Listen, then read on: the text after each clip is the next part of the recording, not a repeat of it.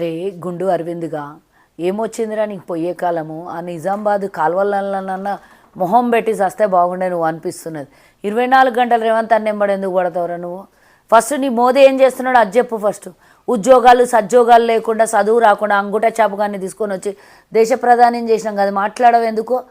రేవంత్ అన్న డిగ్రీల గురించి మాట్లాడతావు, రేవంత్ అన్న చదువుల గురించి మాట్లాడతావు, రేవంత్ అన్న పోస్టర్లు తెచ్చుకున్నాడు అనమాట, రేవంత్ అన్న పెయింటింగ్ చేసిన. రే నీలాగా మీ నాయన మీద బతికినోడు కాదు రేవంత్ అన్న. సొంతంగా వచ్చి వ్యాపారము ఉద్యోగం అన్నీ చేసుకున్నాడు. రేవంత్ అన్న సొంతంగా తన కాళ్ళ మీద నిలబడి 10 మందిని బతికిస్తున్నాడు. సొంతంగా రేవంత్ అన్న ఎదిగి ఈరోజు రాజకీయ నాయకుడై ముఖ్యమంత్రి అయ్యాడు. నువ్వేందో మీ నాయనని కాంగ్రెస్లో మీ నాయన ఉన్నప్పుడు టికెట్లు అమ్ముకునే బాపత్ కాదు రేవంత్ అన్న. ఒకళ్ళ పేరు చెట్టు ఒక్కొంది పండ్లు ఒక్కొని అన్నట్ల ఎత్తుకొని పోయి తిని చెడ్డి అంగిలు వేసుకున్నోలాగా కాదు రేవంత్ అన్న గురించి మాట్లాడి.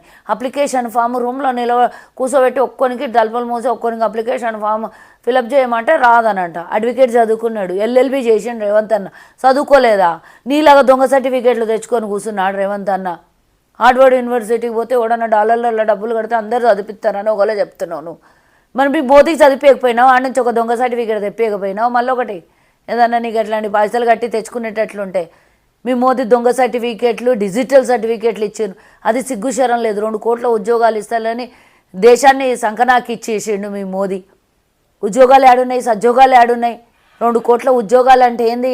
12 ఏళ్లలో 24 కోట్ల ఉద్యోగాలు రాలేదు. దేశాల్లో ఒక్కడన్నా యువత అన్న ఈరోజు రోడ్డు మీద తిరుగుతుండేనా? ఉద్యోగాలు కావాలని జంజీలు వచ్చి రోడ్డు మీద ధర్నా చేస్తుండేనా? నీటి పేపర్ లీక్ అయితే ఎంతోమంది చచ్చిపోతే దిక్కు దివాణా లేదు, ఒక్క మాట మాట్లాడలేదు. ఈరోజు రేవంత్ అన్న ఏదో ఇంజనీరింగ్ విద్యార్థుల గురించి మాట్లాడితే యువతను భ్రష్టు పట్టిస్తున్నాడు. యువతకి డిసప్పాయింట్ చేసిండంట, యువతకు ఉద్యోగాలు రాకుండా చేసిండంట, యువతని ఏదో చేసిండు, అది చేసిండు ఇది చేసిండు. నేను మీ మొక్కల్లో మన్నుపోయా. మీరు దేశంలో ఉన్న యువతను అంతా సర్వనాశనం చేసి ఒక్కడంటే ఒక్కడిని ఎవరు తెచ్చిండా? మొన్న దేశం నడిబొడ్డు మీద విద్యార్థులందరూ ఉద్యమాలు చేస్తే ఇంకా వాళ్ళకి ఖలిస్తానీలు లేకపోతే తుకుడే గ్యాంగు లేకపోతే ఇంకోటి అని అడ్డమైన చెత్త అవార్డులు ఇచ్చారు వాళ్ళకు. పిల్లలు సొంతం ఖర్చులు పెట్టుకొని వచ్చి ఆడొచ్చి నిరసనలు తెలియజేస్తే వాళ్ళకి ఇష్టం వచ్చినట్లు మీ వాళ్ళు పేర్లు పెట్టి మాట్లాడినరు. దేశం మీద లక్షల కోట్ల మంది నిరుద్యోగులు యువతలు తయారయ్యారు. అదేందో మరి మీ మోదీని అడుగో.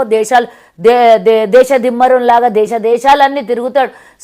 సొంతంగా ఒక కొత్త ఏరోప్లేన్ ఆయన కోసం కోట్ల రూపాయలు పెట్టి తయారు చేయించుకొని 100 కోట్ల రూపాయలతో తయారు చేయించుకున్న ఏరోప్లేన్లల్లో ప్రపంచ దేశాలు తిరుగుతాడు. ఎంపీకి పొడిచి తెచ్చిపెట్టిండో చెప్పాలి. ఎన్ని లక్షల కోట్లు తెచ్చిండో దేశం మీద చెప్పాలి. రేవంత్ అన్న రాష్ట్రానికి 1,50,000 కోట్ల రూపాయలకు పైగా ఈరోజు పెట్టుబడులు తీసుకొని వచ్చిండు వివిధ సంస్థలతో. మీ మొక్కలకి ఏడున్నది? ₹1 అన్న పెట్టుబడి పెడతాడా? ఎవడన్నా వస్తాడా పెట్టుబడి పెట్టడానికి అని అంట. మరి ఎవడు రాందే 1,50,000 కోట్లకి ఈరోజు అగ్రిమెంట్లు జరిగినాయా? ఉత్తినే అయినాయా? 2 లక్షల కోట్లకు పైకి దగ్గర మీ మొక్కలకు శాతగాని పని రేవంత్ అన్న చేస్తున్నాడని ఏడ్చేసి వస్తున్నారు. జంజీల్ రోడ్డు మీదకి వచ్చి లొల్లి చేసినప్పుడు లేనిది విద్యాశాఖ మంత్రి అంట, విద్యాశాఖ మంత్రికి చదువు రాదు అంట. మరి దేశ ప్రధాని చదువు వచ్చి బోల్ర పడతాడా? అంగుట చాప్ గురించి మాట్లాడవు ఎందుకో? 7వ తరగతి కూడా పాస్ అయిండో లేదో సర్టిఫికేట్లు దిక్కులేవు, డిగ్రీ సర్టిఫికేట్లు తెచ్చుకున్నాడు. మేమంటే ఎట్లుంటుంది ఇట్లాంటివన్నీ మాటలు? సిగ్గుశరం లేదు. రేవంత్ అన్న జోలికి 24 గంటలు అదేదో పెద్ద మీడియా ముంగల కూర్చొని ఏమో పీకి ఒరిగి పెట్టినలాగా వస్తాడు. రేపొట్టోడా అరే అది ఒరే ఇదే అని మాట్లాడుతావు. మేము కూడా అనాలనా? ముసల్తానానికి కుసుమ కూడా లేని మీ మోదీకి నీకేందిరా? నీకు నిజామాబాద్లా ఏం చేసినవో, ఎందుకు ఓడిపోయినవో, మళ్ళీ ఈరోజు ఎంపీగా దొంగ వేషాలు వేసి గెలిచి ఈరోజు పెద్ద ఏదో పీకి పుడింగులాగా పొడిచి చచ్చినోళ్ళలాగా మా వాళ్ళు చెప్తున్నారు, అందరు చెప్తున్నారు. నీ కార్లల్లో బాటళ్ళు, లిక్కర్ బాటళ్ళు, సోడా బాటళ్ళు లేదా తాగానికి 2-3 గ్లాసులు ఎప్పుడు పెట్టుకొని నీ కార్లో తిరుగుతారు. నీలాగా దొంగ పళ్ళు, నీలాగా గబ్బు పళ్ళు, నీలాగా తాగుపోతు పళ్ళు చేసిన వాళ్ళ ఎవరన్నా?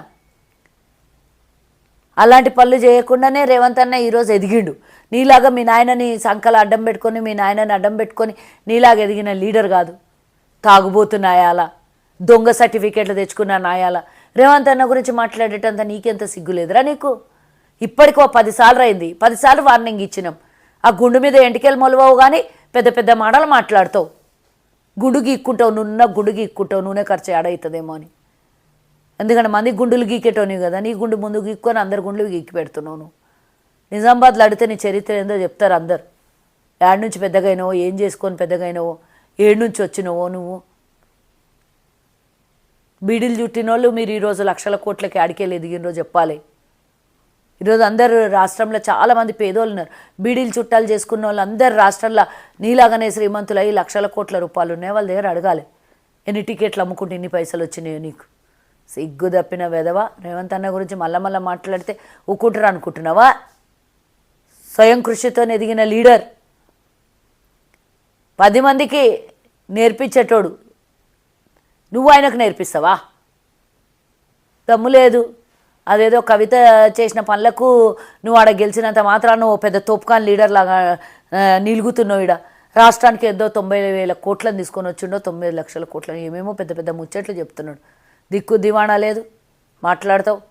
జన్ధన్ ఖాతా ఎక్కడ పోయింది అడుగు, బ్లాక్ మనీ ఎక్కడ పోయిందో అడుగు, 2 కోట్ల ఉద్యోగాలు ఎక్కడ పోయినాయి అడుగు, దేశం మీద 220 లక్షల కోట్ల అప్పు చేసి తగలబెట్టిన మోదీని అడుగు.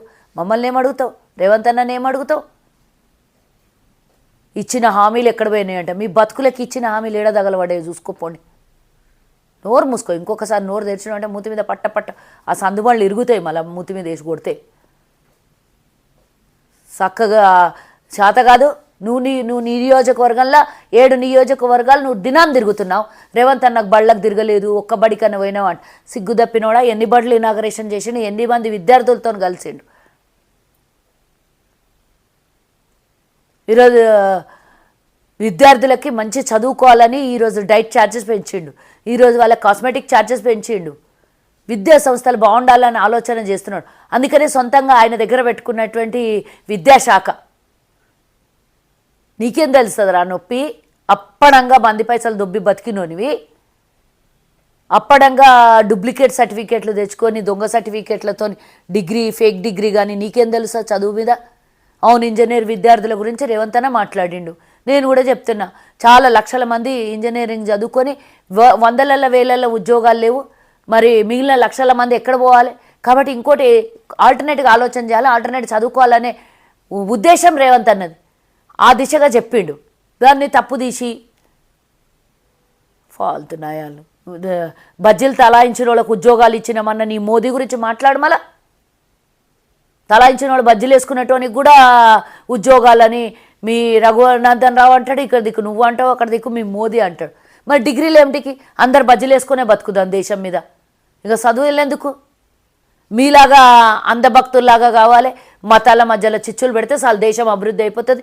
ఏ ఇంటెలిజెన్స్ వస్తుంది, ఆర్టిఫిషియల్ ఇంటెలిజెన్స్ పెరిగిపోతుంది మన దేశం మీద. బజ్జీలు తలాయిస్తే చదువులు ఏమిటికి? ఇంకా సంకనాకనికి లక్షల రూపాయలు వాళ్ళ అమ్మ అయ్య కష్టపడి చదివించి బజ్జీలు వేసుకోనికే కదా. ఆ బజ్జీలు ఏదో మళ్ళీ 5వ తరగతి నుంచి దాకా చదివి సదకం పెట్టడానికి ఒకటి వస్తే చాలు బజ్జీలు వేసుకుంటూ కూర్చుందాం అందరం దేశం మీద. ధోని బతుకు జడ.